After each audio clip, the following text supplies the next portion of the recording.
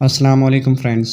पास pictures Photoshop में काम नहीं करती। जैसे कि ये पिक्चर है, जब मैं सेलेक्ट करता हूँ तो इसी तरह का एक एरर आता है। तो इसका हल क्या है, तो इस वीडियो में हम आपको बताएंगे। तो चलिए वीडियो की तरफ। फ़र्स्ट ऑफ़ ऑल आपको इस पिक्चर पे राइट क्लिक करना है और देन आपको सेलेक्ट करना है एडिट। फिर इसके बाद आपको इस तरह का पेज आएगा। तो आपको जाना है फ़ाइल पे और देन सेव एज़। फिर इसके बाद आपको जेपीईजी पिक्चर पे क्लिक करना है।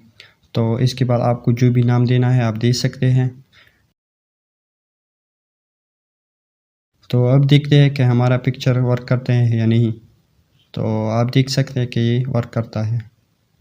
तो ये थी आज की वीडियो। अगर वीडियो अच्छी लगी हो तो अपने दोस्तों के साथ शेयर करें और वीडियो को लाइक करें। अल्लाह हाफिज़।